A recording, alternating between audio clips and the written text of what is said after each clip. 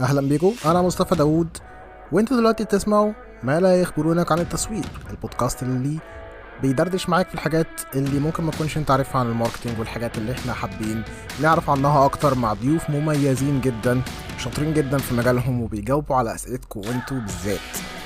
البودكاست دوت بيحقق امنيه، وهي امنيه ان انا كان نفسي حد يقول لي الحاجات دي وانا لسه ببدا. حضر معاك حاجتين، الورقه والقلم، وسجل معانا كل حاجه هتتقال عشان كل اللي هيتقال في البودكاست دوت مهم. يلا اسيبكم على الحلقه.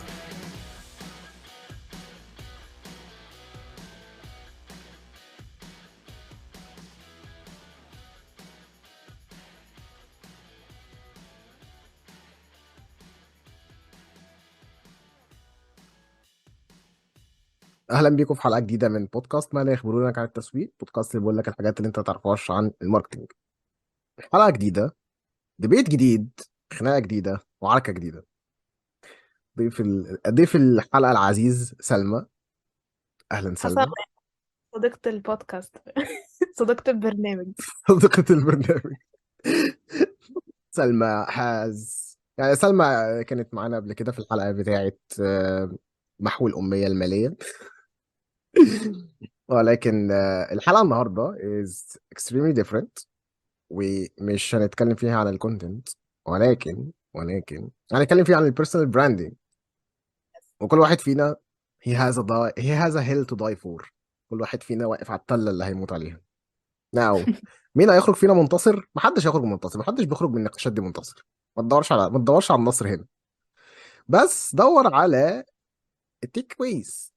دور على الحاجات اللي انت ممكن تاخدها من الهيتد ديسكشن الجميل ده. ناو الديسكشن بناء على ايه، او الديسكشن ده بيتكلم عن ايه اصلا؟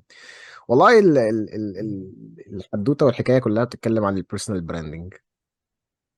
انا شايف ان 90% انت مش محتاج، 90% of the time او 90% من الوقت انت مش محتاج بيرسونال براند.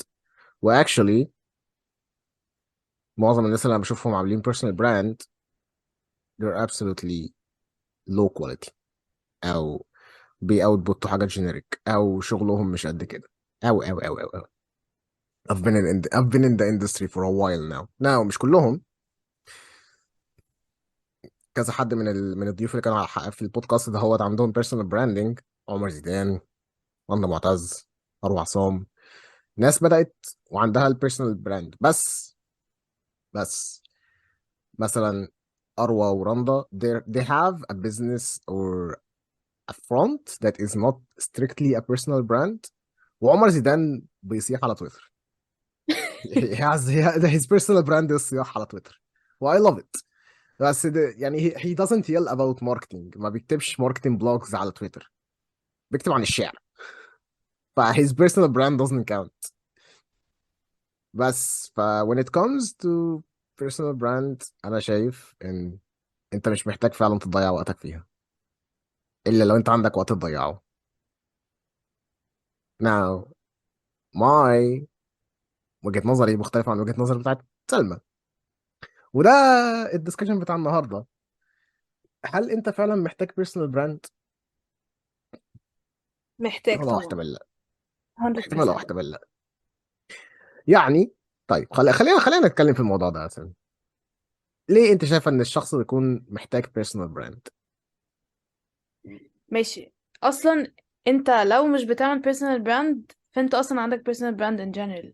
هي مش بس your LinkedIn profile او انت بتنزل ايه على السوشيال ميديا، هي actually انت بتتكلم ازاي، طريقة لبسك، your culture، ازاي بتبريزنت نفسك للناس مثلا في اي meeting او كده. this is personal brand. ففكرة ان انت تقول لا انا مش هعمل personal brand، this is actually انت كده كده عندك personal brand، شئت ام ابيت يعني. هي اصلا موجودة. ف... فحاسة انها لازم ان انت لازم تشتغل عليها، لانه دي الطريقة اللي انت بتبريزنت نفسك للعالم، بتبريزنت نفسك ل potential employers. وهم لما يحسوا ان انت you're confident and you're putting yourself out there and you're putting your content و you take power over الستوري بتاعتك وكده، هيبقوا encouraged اكتر ان هم يعينوك مثلا، او فاهم يعملوا معاك partnership. ف I think it's super important. انا ضد حاجة، هي ان انا اعمل personal brand من غير ما اشتغل. على نفسي، يعني اللي هو انا عامله بيرسونال براند بقى وشكلي جامد وكده، بس اكشلي هلاقي الكور او الكونتنت مفيش. فانا ضد ده. المفروض الشخص يكون بيشتغل وبيحاول يحسن من نفسه وبيشتغل على مهاراته او سكيلز بتاعته، وفي نفس الوقت يكون بيعمل بيرسونال براند عشان يسوق لنفسه ويسوق لشغله. بس كده. شايفين بقى الحته اللي سلمى كانت بتقول ان هي مش متفقه معاها؟ اهو ده 90% من البيرسونال براندنج اللي انا بشوفه، عشان كده بقول generalization. البراندنج از باد. لا مش كل الناس. 90%، انا قلت 90%. مش ماشي ممكن بس مش ممكن مش بتزيف معنى الحقائق من دلوقتي يا سلمى، يا الله جين زي ما ينفعش تثق فيهم بجنيه، والله يا الله مش ممكن. مش ممكن بس مش بجد. معنى هقولك حاجة، مش معنى ان انت مثلا كمصطفى شفت 90% من الناس بتعمل بيرسونال براند بس ما فيش كور. ده مش معناه انها حاجة وحشة في الاخر، ممكن يكون الناس بتطبقه غلط. يبقى المشكلة مشكلة الناس مش مشكلة فكرة البيرسونال براندنج. فاهم البيرسونال قصدي؟ براندنج البيرسونال براندنج حاجه عامله زي المدينه الفاضله. It's a great concept that you can never achieve fully, and when people achieve it, it's هي the wrong kind of مدينة فاضلة. It's a beautiful concept. هو concept حلو جدا جدا جدا، بس هل انت امم. هتعرف تحققه؟ مم. ساعتها بقى احنا بنبتدي ان تيكي تاكا. تمام، انا هقول لك. دلوقتي I follow a lot of people ماشي. over on LinkedIn. خلينا نتكلم على، عشان البيرسونال براندز معظمها بتبني على لينكدين، شويه بتبني على فيسبوك وبتاع. بروفيشنالي في ناس كتيره انا كلمتهم على البودكاست هنا and they don't have a personal brand، والناس دي شاطره. الناس دي شاطره جدا. اي سلمى شاهين. سلمى doesn't have a huge following على LinkedIn. She has like اقل من 1k following على LinkedIn and she's not that active. انا ما لقيتش سلمى على LinkedIn. مم.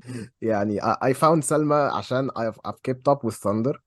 كنت مهتم هم بيعملوا ايه، وبعد كده اللي هو this person knows what they're doing so it makes sense. بس سلمى ما كانتش بتحكي عن الانجازات او بتعمل she works in silence.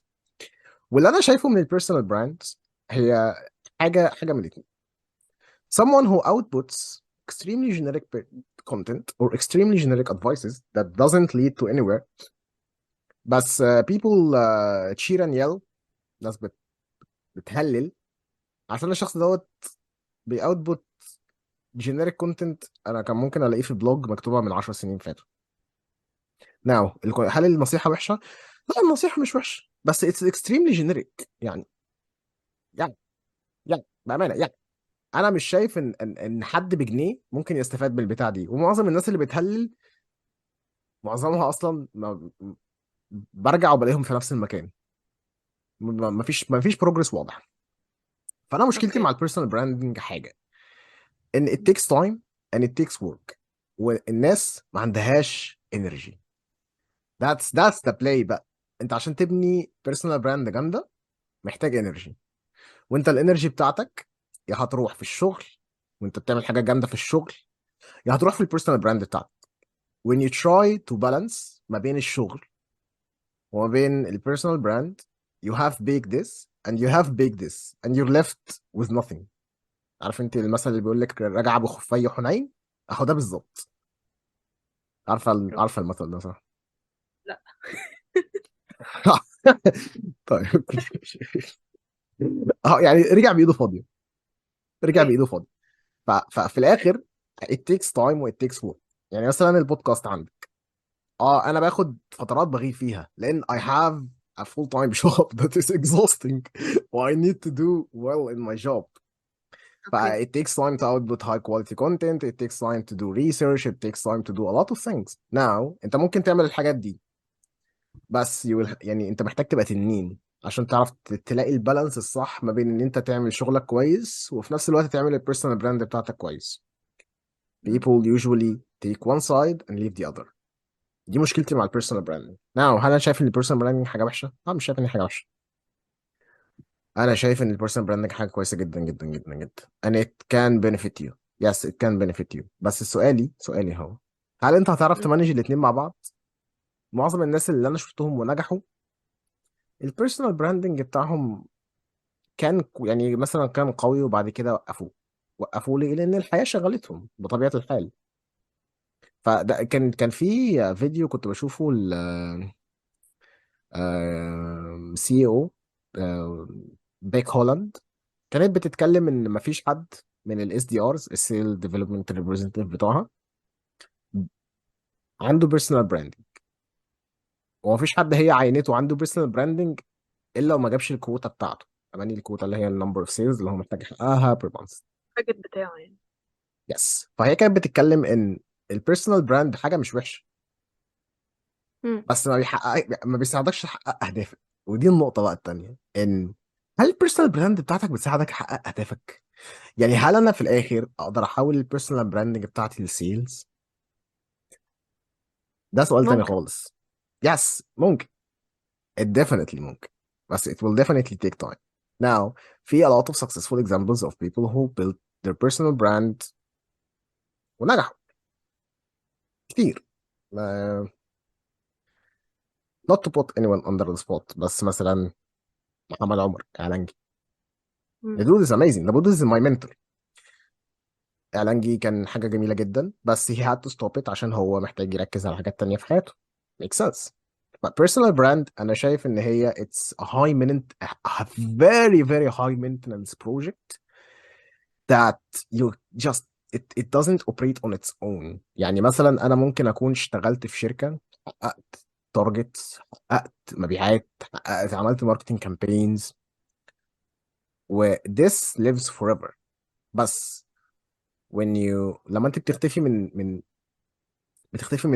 من قدام البابليك، او بتختفي من قدام الناس الاودينس، معظمهم ما بيفتكرش انت كنت بتعمل ايه اصلا، او معظمهم اللي هو اوكي تمام. ومعظم الوقت انت ما ينفعش او مش هتلاقي ان انت عارفه ترانسليتي الفولوينج ده هو لتانجيبل بروجكتس او تانجيبل ورك.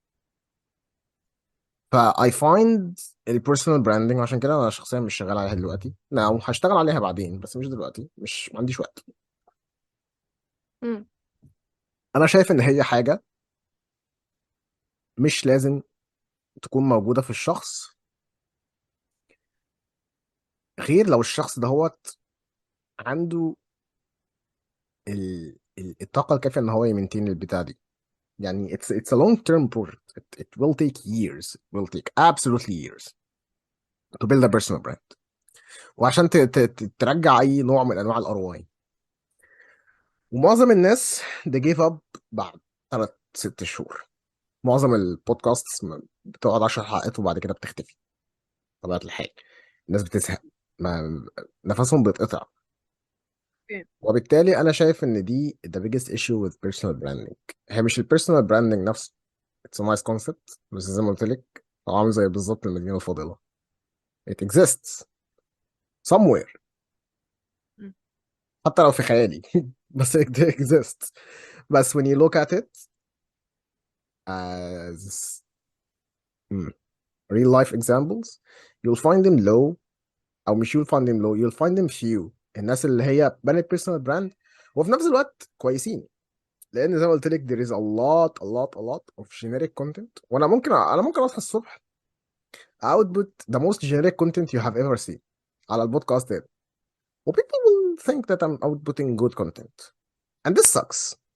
this absolutely sucks ان انا ابقى عارف ان انا باوتبوت جينيريك كونتنت والناس هتجيبها الاوتبوت دوت، وفي الاخر it's all for nothing. لما تروحي شركة بتفهم بجد هتكتشف ان من الانترفيو هتعرفي ان الشخص دوت لا يفقه في شيء بجنيه. and end of discussion. فاهماني؟ it doesn't go much longer. what's your طب take؟ I have 3 points. I have 3 points I need to to mention دلوقتي. ماشي. I feel like ال arguments بتاعتك هي this or that. فاهم؟ لو ما فيش حاجة ما فيش middle ground، ما فيش حاجة في النص. يا إما أعمل personal branding وأسيب شغلي فاهم، وما كنتش بشتغل، يا إما أركز في شغلي وما فيش personal brand. لا، هو it's not black or white يعني. it's في shades of gray لذيذة قوي ممكن نبقى فيها يعني. دي أول حاجة. تاني حاجة، people are very clever and are very smart. ولما يلاقوا content على لينكد ان او على اي social media platform بيحسوا ان هو generic او not good content، الناس بتعرف انه الشخص ده is faking a persona او بيقدم tips that actually not helpful او كده، فبالتالي البراند بتاعته مش هتكبر والريتش بتاعه مش هيكبر. يعني people are very smart، فيقدروا يحددوا او يقدروا يفلتر ويevaluate هل الشخص ده فعلا بيحط content that is useful and that is authentic ولا بيمثل ان هو حد تاني. فدي تاني حاجة. تالت حاجة هي انه personal branding is a very long term project. دي حقيقة، بس دي حاجة انت بتعملها لنفسك. دلوقتي انا بشتغل 8 ساعات في شركة كل يوم، ماشي، from 9 to 5. هل انا هفضل في الشركة دي forever؟ لا، probably همشي كمان سنة، كمان سنتين، كمان 3 سنين whatever. بس مين اللي هيقعد معايا في الآخر؟ هي personal branding بتاعي، هي سمعة شغلي. فازاي احط كل الساعات دي في حاجة مش تبقى معايا يعني، او تبقى بتاعتي طول الوقت، واجنور personal branding اللي هي في الآخر الحاجة اللي فاضلالي. انا ممكن اكون بشتغل في company X، بكرة اكون بشتغل في company Y. ازاي اكون بحط الوقت ده كله لناس تانية؟ ماشي باخد فلوس، بس ازاي بحط الافورت ده كله لناس تانية ومش بعمل حاجة لنفسي؟ ودلوقتي we're in 2023. your connections مهمة قوي.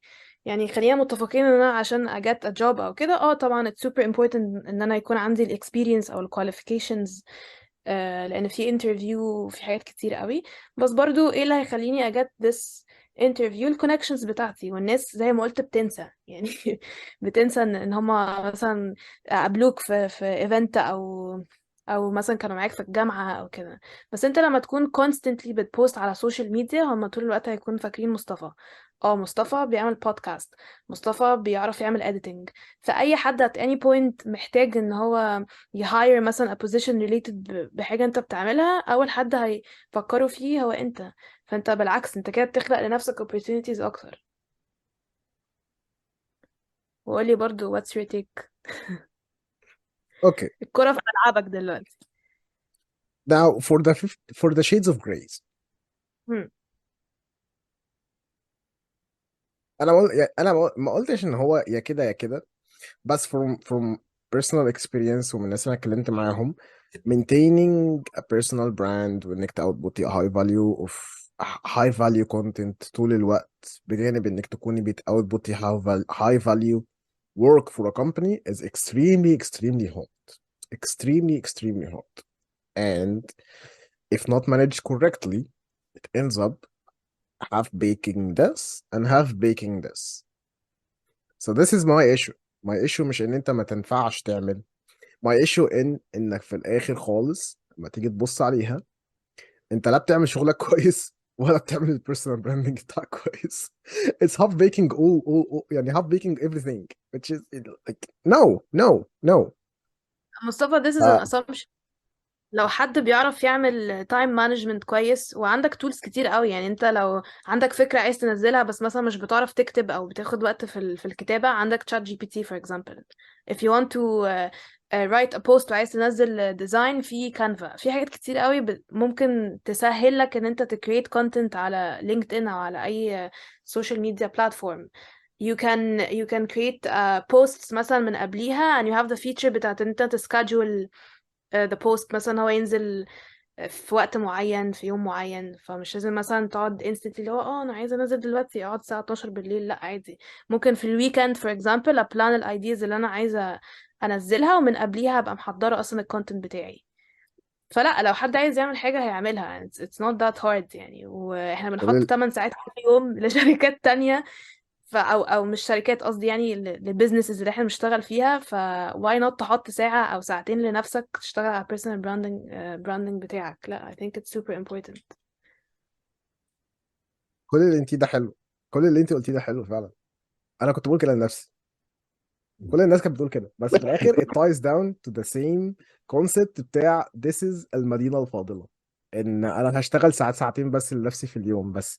when you look at it, it's not a time management, it's an energy management. You have to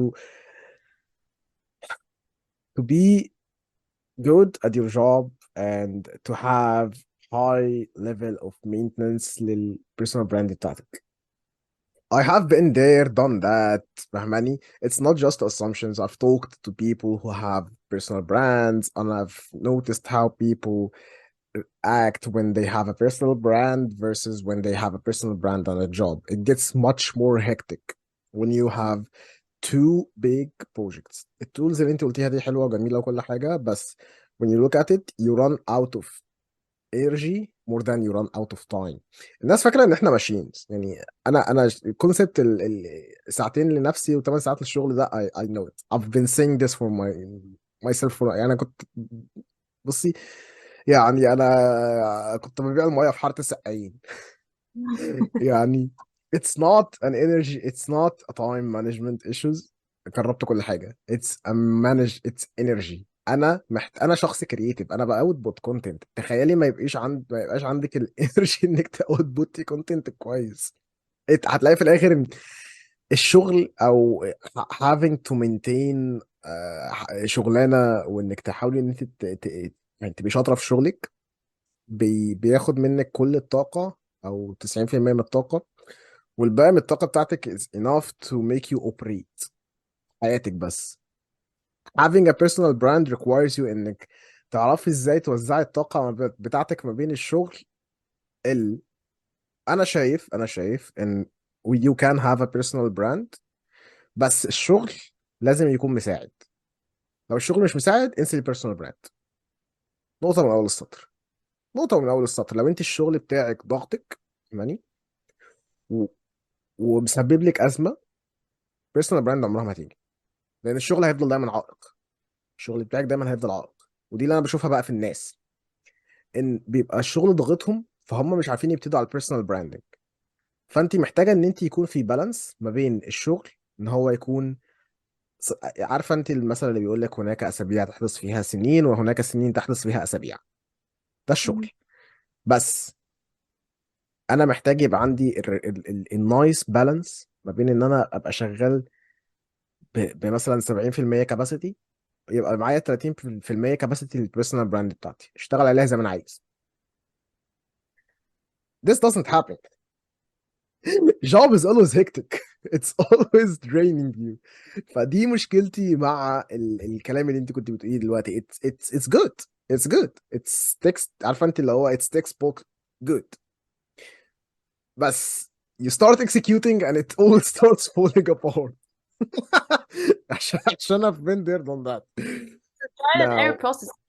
انا على فكره yes. لسه بحاول الاقي البالانس ده. انا مش بدعي يعني ان انا خلاص بقيت جامده بقى وعارفه بالانس بين الشغل والبيرسونال براند او لينكد ان او Yes. كده ان جنرال. وانا معاك ان it's very high maintenance. يعني محتاج طول الوقت انت تحط تايم وتقعد تعمل ريسيرش وتفكر تبرين ستورم هتنزل عن ايه ولو هتنزل ديزاين ولا لا. اكيد it takes time بس I think it's worth it. I It's think worth it it's worth من it too. as long as it's not a trade off. يعني انا مش هبقى كويس في شغلي وهعمل البيرسونال براند، او مش هبقى كويس في البيرسونال براند او هعمل في شغلي. لا it's not a trade off. ما انا لو مش شاطره في شغلي هشو ايه اصلا فاهم. يعني لو انا مش بشتغل كويس ايه الكونتنت اللي انا هطلعه اصلا؟ ما فاهم قصدي. ما دي النقطة بقى اللي انا هختلف فيها معاكي تاني، ان مم. الناس بتعرف تفرق الكونتنت الجينيريك من الكونتنت مش جينيريك. This doesn't happen. A lot of content generic flies under the radar والناس بتبقى فاكرة كونتنت كويس، بس هو في الاخر كونتنت جينيريك جدا جدا جدا جدا جدا جدا بقى، ومن الناس معروفة وشاطرة وكلنا بنبقى فاهماني deceived by البيرسونال براند بتاعتهم. بس في الاخر تيجي تبصي على الكونتنت، يعني مثلا انت بالك في الكونتنت مثلا سنتين ثلاثه، تيجي تبصي على الكونتنت بتاعهم اللي هو كان يعني نصيحة لا أتمناها لأولاد أعدائي الصراحة يعني، بس أوكي تمام. فتحس إن في انت الآخر اهو يا مصطفى عرفت تفرق. عرفت تعرف ان ايه ده، ايه الكونتنت ده it's very generic او انا ما استفدتش. you're يس under عشان you're underestimating على فكرة الaudience او الاشخاص اللي بتconsume الكونتنت. people are very clever where they're getting exposed to different content فيقدروا يفرقوا ويقدروا يحسوا ايه ده، لا سلمى بتقول اي كلام، مصطفى بيقول تبس فعلا useful. ما يعني انا شفت الموضوع ده جدا على تيك توك بقى. في 30 ثانية I can sell you some extremely nonsense some nonsense. يعني you will absolutely think that ان انا بقول حاجات بجد، بس when you look at it it's absolutely nonsense. عارفة انت ال 5 minutes craft؟ عارفة عارفاها. الفيديوهات بتاعتهم؟ they sell absolute nonsense. وفي الاخر الناس بتبقى مبهورة، اللي it's fun هو to watch. no it's entertaining. it's entertaining. اقول لك حاجه، it's مصطفى، absolutely horrible. we need to differentiate ما بين انه في content بيبقى to inform حد، ان انا اعلمه information، وفي content تاني بيكون بس انا بتفرج على الفيديو ده عشان it's entertaining، فاهم؟ بيساعدني افصل. يعني انا مثلا، انت سامعني؟ زي ما انت الو. زي ما انت كملي كملي كملي. فانا مثلا بتفرج على ام خالد على تيك توك، اعتقد ان الناس كلها عارفاها دلوقتي. هل انا كسلمى بستفيد حاجة لما تقعد تلبس خالد عشان ينزل المدرسة وتعمل تحمر بطاطس وكده؟ لا طبعا. بس is it entertaining؟ it is. فبيساعدني مثلا قبل ما اخش انام كده افصل شوية، حاجة بتضحكني. ما انا مش بتكلم على الحاجات بقى الانترتيننج والحاجات اللي مش انترتيننج، انا بتكلم ان البيرسونال براند is about building for. يعني انا دلوقتي بكتب كونتنت، فانا فاهماني انت لازم كنت ابين ان انا بتتكلم شخص مثلا على بيفهم تيك توك، كونتنت. بتتكلم على تيك توك على 5 ما minutes انا craft. لك انه مش لازم تكون حاجة على تيك توك informative، ممكن تبقى بس entertaining. انا بدي اكزامبل عموما، يعني ان في حاجات اللي هو no this is generic content و sucks it definitely sucks. بس at the end of the day I do think in you have a point. I do think in you have a point, I have a point. و people who يعني who are smart they can do both. People who are time management gurus will absolutely do both. بس انا شايف ان من اشطر الناس اللي انا اشتغلت معاهم، من اشطر الناس اللي بتكلم معاهم، ناس ما عندهمش personal branding. now في ناس شاطرة عندهم personal branding. I gave example من الناس اللي ما عندهاش والناس اللي عندها. بس at the end of the day بحس ان ال overarching الطاغي الناس اللي عندها personal branding بس هي مش شاطرة. and it عارفة يعني it itches. it itches قوي، اللي هو انا ليه بشوف المحتوى الجينيريك لا ليه الشخص ده الناس بتحتفل بيه ان هو شاطر؟ لا لا ده الشخص ده مش شاطر. لا.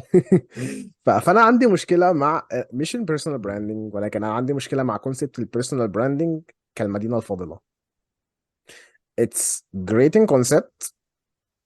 you can plan for it as much as you can, as much as you want. و you can ممكن تفتكر ان انت كل حاجه تحت ايدك is handleable and it all blows up. عارف انت المثل اللي هو بيقول لك culture eats strategy for breakfast. اه. that's what happens لما تبتدي شغل بجد وتبتدي تبني البيرسونال براندنج. تحس ان في حاجه بتضغط، في حاجه بتضغط، فاهماني؟ في تو compelling forces، الفورس الشغل والبيرسونال براند بيفعصوكي، فاهماني؟ بحس ان انا طماطمايه في النص كده، في اوكي، الاخر فاهمة ابقى قصدك. عصير. بس اقول لك حاجة، ليه البيرسونال براند لازم تبقى perfect؟ it has to be authentic، بس it doesn't have to be perfect. it has to يعني be authentic و it has to be informative. انا محتاج ان الاوتبوت اللي انا هكون بطلعه يكون بينم عن ريسيرش كويس. مصطفى is a great content creator وبيدي فعلا تيبس بتساعد الناس في الكونتنت. 100% اكيد.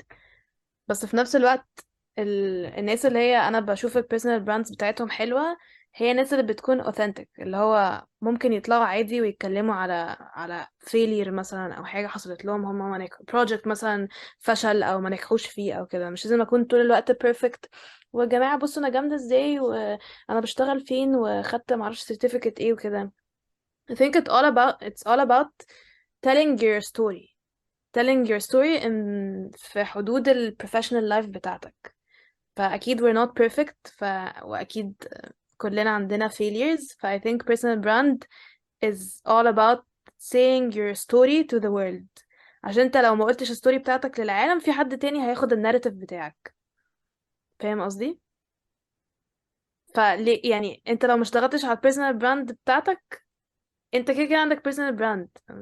مش عارفة لو مفهومة الحتة دي ولا لأ، بس يعني كده كده اشتغلت على البيرسونال براند بتاعتك او لأ، الناس هيبقى عندها فكرة مثلا عن مصطفى ده شاطر، لا مصطفى ده كسلان قوي، لا مش هبعت له الاوبورتونيتي دي for example. فليه تخلي ناس تانية تقول لك انت مين لما انت عندك the space and the tools and it's super simple؟ بجد محتاج بس سمارت فون يعني عشان تقول انت مين. ومش معنى ان انا بقول الستوري بتاعتي ان انا اكون perfect personal brands، او انا بالنسبه لي شايفه ال successful personal brands هي personal brands ال authentic ال original، مش ال perfect. لان مفيش حد perfect. وزي ما قلت لك انا شايفه ان الاودينس مش غبي قوي كده، ويقدر يحدد لو فعلا حد is faking حاجه او بيقول اي كلام وخلاص، او حد فعلا بيدي نصيحه فعلا beneficial بالنسبه لهم. Yes. Yeah, these are the hills we eventually die on, I guess.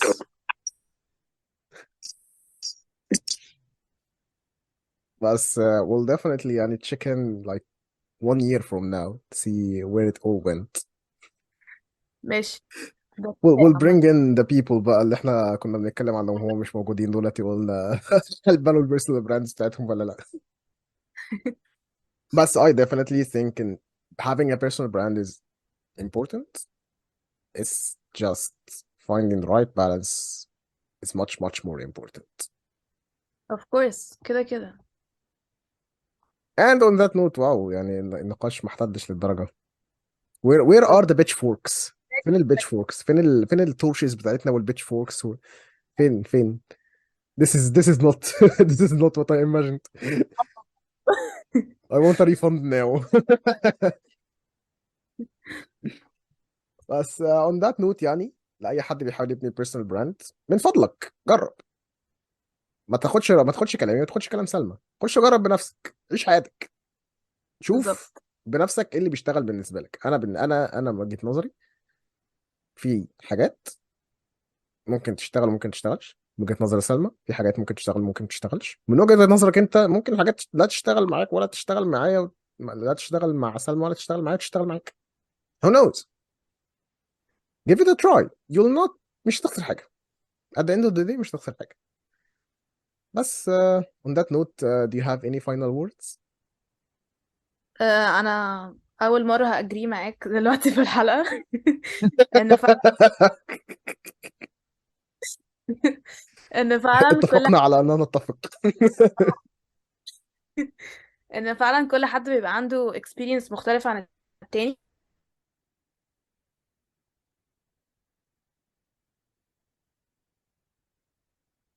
و at the end of the day لو it didn't work out at least نلت شرف المحاولة يعني. بس Definitely. On that note وهنا تنتهي الحلقة. شكرا جدا ليكم. إن شاء الله نشوفكم في الحلقة الجاية. إن شاء الله مش هتتأخر يعني. إن شاء الله سووا دعاء سووا دعاء والله يعني. إن شاء الله مش هتتأخر. لو اتأخرت أنا ببني البيرسونال براند بتاعتي محدش يكلمني. بس on that note إن شاء الله نشوفكم الحلقة الجاية ومع السلامة. اتمنى تكون الحلقه فادتك، ولو حبيت الحلقه ما تنساش تعمل لايك على يوتيوب، سبسكرايب على البلاتفورمز المختلفه اللي احنا عليها على البودكاست، وشير مع اصحابك الحلقه دي. ولو عندك لو عندك اي سؤال للضيف ما تترددش ان انت تساله له، ما تترددش ان انت تساله لنا واحنا نساله للضيف ونجاوب عليك. ودايما اسال. وبس كده. اتمنى يكون البودكاست دهوت نال اعجابكم.